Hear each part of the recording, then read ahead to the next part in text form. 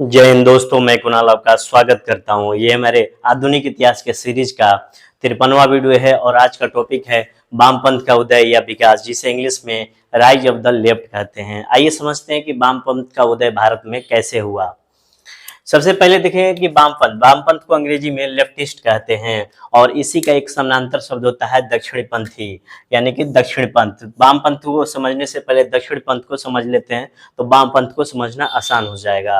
ये जो दक्षिणपंथी लोग होते हैं यानी कि राइटिस्ट लोग होते हैं, अपनी परंपराओं और संस्कृति को बहुत ज्यादा महत्व देते हैं। ये बदलाव में ज्यादा भरोसा नहीं करते हैं। ये पूंजीवाद के समर्थक या निकट होते हैं, पूंजीवाद के समर्थक या निकट होते हैं। अगर वामपंथ की बात करें तो ये वैचारिक रूप से विद्रोही होते हैं तथा स्थापित परंपराओं को स्वीकार नहीं करते हैं। साम्यवाद और समाजवाद के ये समर्थक होते हैं। उसके अलावा हम देखें कि ये ऐसी व्यवस्था चाहते हैं जहां पर शोषण ना हो, जहां पर गरीबों का शोषण ना हो, सभी लोग को बराबर का दर्जा मिले। ये वामपंथी चाहते हैं, यानी कि सभी को समानता मिले। समानता समाजवाद के अंतर्गत आता है।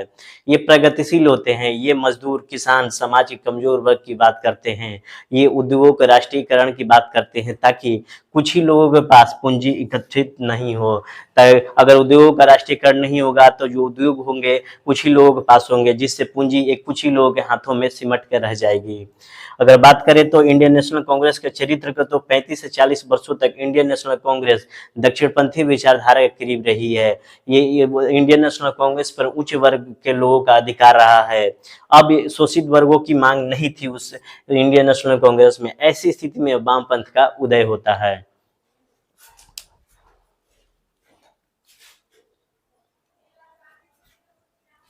अब देखते हैं कि जो नई परिस्थितियां होती है, नई प्रवृत्तियों के उदय को जन्म देती है। नई प्रवृत्तियां नई चुनौतियों का सामना करते हैं। तो क्या क्या था उसको समझते हैं। भारत में वामपंथ का उदय 1920 एडी के आसपास शुरू हो जाता है और 1935-36 तक इसका विकास होते रहता है। बाद में इनका कोई बड़ा अस्तित्व नहीं रहा।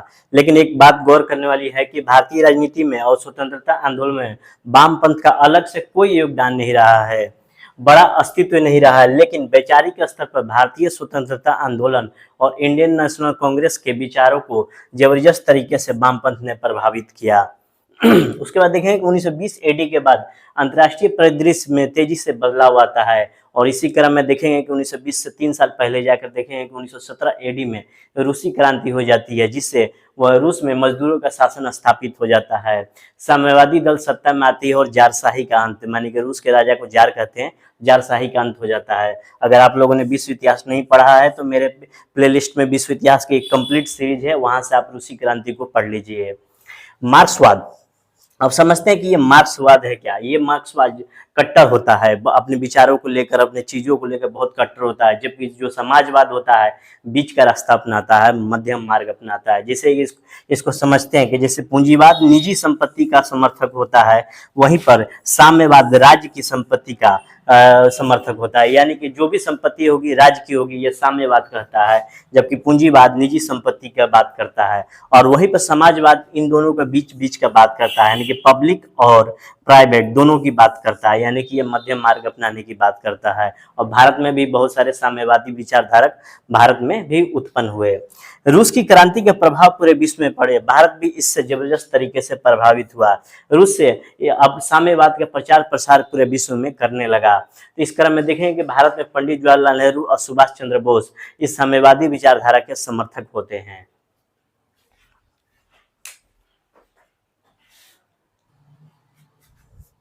आगे देखते हैं कि असहयोग आंदोलन जो कि 1922 ईस्वी में रोक दिया गया था, इससे युवाओं का मोह भंग हो गया था। युवा दो तरफ बट गए, जिसमें पहला है वामपंथी विचारधारा तथा दूसरा है क्रांतिकारी आंदोलन, जिसमें हमें दिखाई देंगे भगत सिंह, आजाद और सूर्य सेन। ये वामपंथी विचारधारा के थे, राजनीतिक सिद्धांत के रूप में, हिंसा के रूप में नहीं, राजनीतिक सिद्धांत के रूप में ये वामपंथ की ओर थे। ये पूंजीवाद और साम्राज्यवादी व्यवस्था के विरोध को लेकर चलते थे। भगत सिंह, आजाद, सूर्य सेन और अन्य क्रांतिकारी। ये शोषक व्यवस्था था और व्यक्ति का शोषण खत्म करने की व्यवस्था ये लाना चाहते थे। पूरी तरह से नागरिक स्वतंत्रता की ये वकालत किया करते थे। साम्राज्यवादी के तहत ये चाहते थे कि ब्रिटिश साम्राज्य को हटाया जाए, और दूसरा है पूंजीवादी के तहत नई अर्थव्यवस्था की स्थापना करना चाहते थे। पूंजीवादी अर्थव्यवस्था को खत्म करके नई अर्थव्यवस्था स्थापना करना चाहते थे ये वामपंथी लोग। सन 1920 से 30 एडी के बीच ये विचारधारा आई और स्वराज पार्टी से राजनीतिक व्यवस्था आई, यानी कि ये जो वामपंथी विचारधारा है स्वराज पार्टी के साथ राजनीति में भारत में प्रवेश करती है, राजनीति व्यवस्था के रूप में, आर्थिक व्यवस्था के रूप में नया रूप भारत के सामने पेश किया। इस समय के युवा इसके प्रति जबरदस्त तरीके से खींचे आ रहे थे। आजादी के तुरंत बाद भी युवा वामपंथ को रोमांटिक अंदाज में देख रहा था।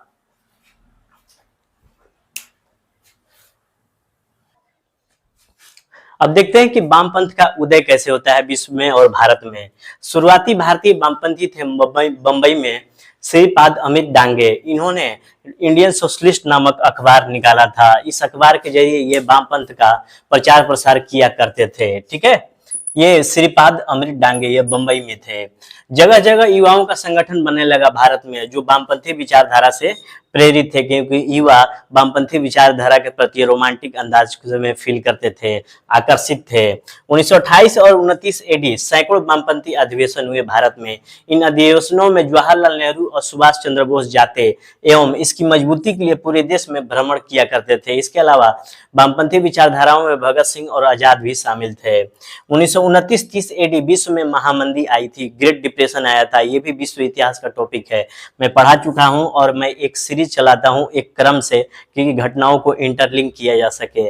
आप आधुनिक इतिहास पढ़ने से पहले आप लोग मध्यकालीन इतिहास और विश्व इतिहास का आप गंभीर अध्ययन करिए, तब देखिए क्या आधुनिक काल का कॉन्सेप्ट आपके सामने क्लियर होगा। तो 1929 और 30 एडी में विश्व में महामंदी आई। वैचारिक रूप से कहा गया कि यह महामंदी पूंजीवादी व्यवस्था की असफलता का परिणाम है और यही बनी रही तो और भी आने वाले समय में महामंदी आएगी। इसका विकल्प क्या है? वो विकल्प समाजवाद था। ठीक है ना, पूंजीवाद का विकल्प क्या था? समाजवाद। इस कारण इसकी प्रसिद्धि बढ़ी और युवाओं ने इसको अपने गले लगाया। दिसंबर 1929 में एक लाहौर अधिवेशन होता है। लाहौर अधिवेशन के अध्यक्ष थे नेहरू। ये जो लाहौर अधिवेशन था इसके अध्यक्ष और मंच था इंडियन नेशनल कांग्रेस का था, और यहाँ से घोषणा की गई कि मैं समाजवादी एवं लोकतांत्रिक हूँ। जवाहरलाल नेहरू ने घोषणा किया कि मैं सोशलिस्ट और डेमोक्रेटिक हूँ, समाजवादी और लोकतांत्रिक हूँ, और मुझे राजा और राजकुमारों पर मुझे भरोसा नहीं है, यानी कि सामंतशाही व्यवस्था में मेरा विश्वास नहीं है।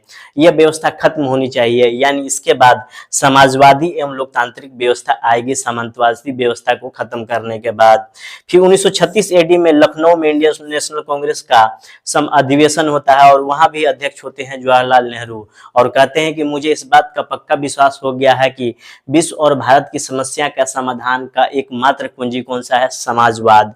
थोड़ा सा साम्यवाद के बारे में बताया कि यह कार्ल मार्क्स के सिद्धांतों को लेकर चलता है, वहीं पे समाजवाद ये आर्थिक व्यवस्था को लेकर चलता है जो कि पूंजीवाद और साम्यवाद के बीच की व्यवस्था है।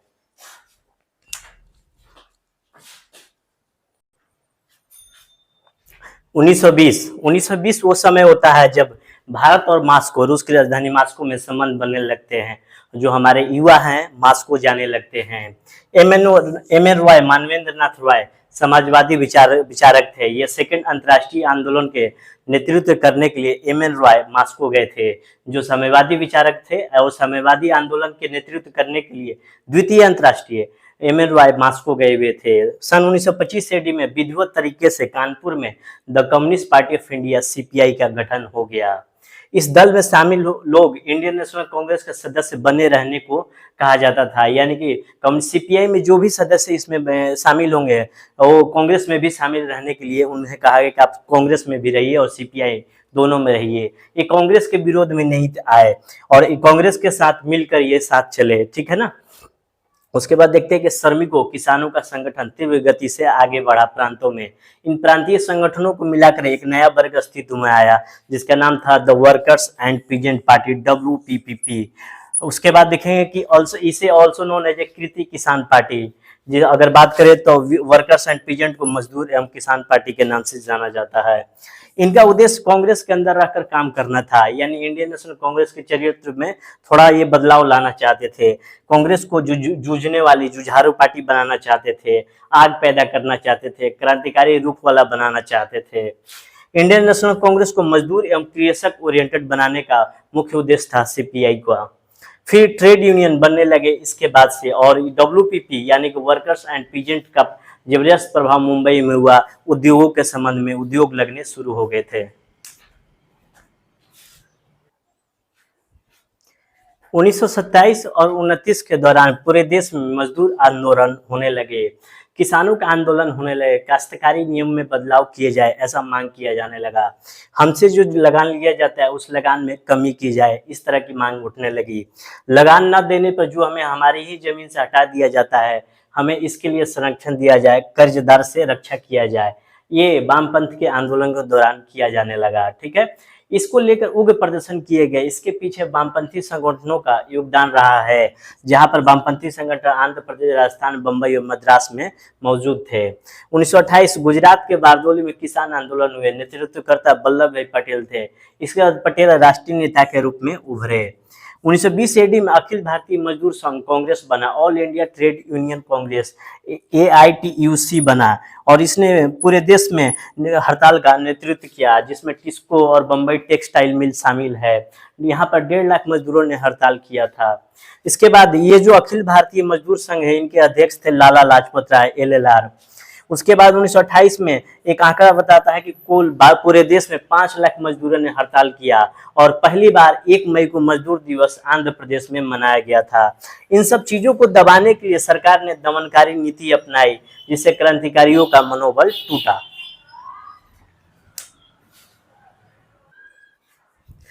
जो वर्कर और पीजेंट पार्टी WPP को भंग कर दिया गया, इसके पीछे कारणों को देखें तो इसमें बुर्जुआ वर्ग यानी पूंजीपति वर्ग का प्रवेश होने लगा था कि, और यही इसके WPP के आसवान का कारण बना। यानी कि WPP को भंग करने के पीछे मुख्य कारण आपसी मतभेद बना, क्योंकि बुर्जुआ क्लास इसमें प्रवेश कर चुका था। सन 1934 में CPI को अंग्रेजों ने गैर कानूनी घोषित कर दिया था, जो 1925 में बनी थी। आप कोई भी गतिविधि नहीं कर सकते हैं CPI। फिर 1935 आता है, प्रशांत चंद्र जोशी, नाम याद रखिएगा, के नेतृत्व में कम्युनिस्ट पार्टी को फिर से पुनर्गठित किया गया। इसके बाद कम्युनिस्ट पार्टी का कांग्रेस के प्रति रवैया में बदलाव हुआ। इन्होंने स्वीकार किया कि देश की आज़ादी दिलाने का काम इंडियन नेशनल कांग्रेस ही कर सकती है। जो इंडियन नेशनल कांग्रेस है, जनता का केंद्रीय संगठन है। इसके बाद कम्युनिस्ट पार्टी अपना इंडियन नेशनल कांग्रेस को समर्थन देने की बात कही, और प्रांतों में अलग अलग जाकर किसानों को संगठित करने का प्रयास किया कम्युनिस्ट पार्टी ने। इसके बाद देखते हैं अक्टूबर 1934 में नया दल अस्तित्व में आता है। इसको माइंड में रखिएगा, प्रीलिम्स से पूछे जाते हैं। कांग्रेस समाजवादी दल, कांग्रेस सोशलिस्ट पार्टी CSP आता है, और संस्थापक के रूप में जयप्रकाश नारायण, आचार्य नरेंद्र देव और मीनू मसानी थे। इसको मस्ट है, याद कर लीजिएगा। इसका उद्देश्य स्वतंत्रता प्राप्त करना। इसका प्रथम उद्देश्य क्या था? स्वतंत्रता प्राप्त करना। समाजवाद आजादी के बाद भी आ जाएगा, उसके पहले राष्ट्रवाद हमें चाहिए, हमारे अंदर राष्ट्र प्रेम होना चाहिए। संघर्ष करने के लिए ये जो नया दल कांग्रेस है, समाजवादी दल है, संघर्ष करने के लिए इंडियन नेशनल कांग्रेस के अंदर ही रहकर काम करती है।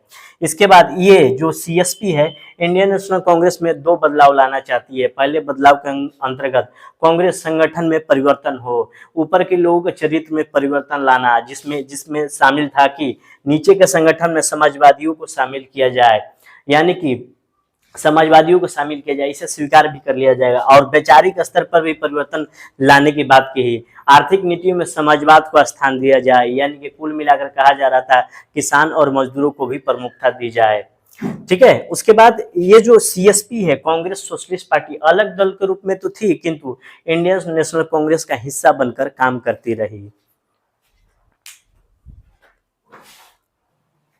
उसके बाद देखते हैं कि वामपंथ के विचारधारक पर ऑल इंडिया फॉरवर्ड ब्लॉक की स्थापना होती है सुभाष चंद्र बोस के द्वारा। ये वामपंथी रुझान वाली पार्टी थी। ये तत्कालीन भारतीय राजनीति पर वर्चस्व हासिल नहीं कर सकी। फिर मार्च 1931 में कांग्रेस का कराची अधिवेशन होता है। मौलिक एवं आर्थिक नीतियों से संबंधित यहाँ पर प्रस्ताव पारित किए गए, और 20 सूत्री कराची प्रस्ताव में लोकतांत्रिक मांगे की गई, जिसमें नागरिक स्वतंत्रता, कानूनी समानता, सर्वत्र वैश्य मताधिकार, निःशुल्क प्राथमिक शिक्षा और धर्मनिरपेक्षता की बात कही गई। और श्रमिकों के लिए की गई मांगों में देखें तो मजदूरी में वृद्धि की जाए, बंधुआ मजदूरी को समाप्त किया जाए, ट्रेड यूनियन बनाने का अधिकार दिया जाए, उसके बाद भारतीय उद्योग खनिज संपदा पर राज्य का नियंत्रण हो, इस तरह की मांगे की गई। और इस प्रस्ताव पर वामपंथी विचारधाराओं का जबरदस्त प्रभाव पड़ा। उसके बाद देखते हैं कि अगर वामपंथी विचारधारा के दल अस्तित्व में नहीं आए होते तो कांग्रेस का कराची अधिवेशन जो 1931 में था, ये प्रस्ताव नहीं आते, ये विवादास्पद दल अस्तित्व में नहीं आए होते तो कराची का जो अगर वामपंथी विचारधारा के दल अस्तित्व में नहीं आए होते तो कराची अधिवेशन जो 1931 में ये प्रस्ताव पारित नहीं होते। ये विवादास्पद है क्योंकि इस समय तक आते आते स्वतंत्रता आंदोलन में इन विचारों को जगह नहीं देते, ऐसा कहना गलत है। परंतु वामपंथी दलों ने इस मांग की गति को तीव्र किया और अपनी मांगों की सूची को लंबी किया। ठीक है, वामपंथी विचारधारा को रखा जाता, लेकिन वो बात नहीं होती जब वामपंथी दलों के आने के बाद जो इनकी मांगों की गति जो तीव्र थी और जो इनकी मांगों की सूची जो लंबी थी, ये नहीं हो पाती।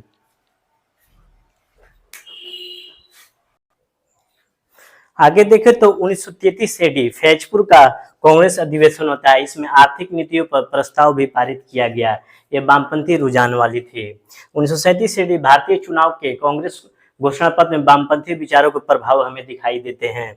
उसके बाद 1938 AD राष्ट्रीय योजना समिति, जो आगे चल के हम देखेंगे कि योजना आयोग इकोनॉमिक्स में पढ़ेंगे, का पूर्व रूप था ये, कि रूपरेखा एवं उद्देश्यों पर वामपंथी विचारधारा पर स्पष्ट प्रभाव देखने को मिलता है। अब हम देखते हैं कि वामपंथी दल अपना स्वतंत्र अस्तित्व भारत में क्यों नहीं बना पाई। लचीलेपन का कमी था, विचारधारा में लचीलापन का अभाव था, इनकी नीतियां विदेशों से संचालित होती थी, ये भारतीय परिस्थितियों को अच्छे से समझ नहीं पाए वामपंथी। ये भारत के यथार्थ स्थिति का अध्ययन नहीं कर सके।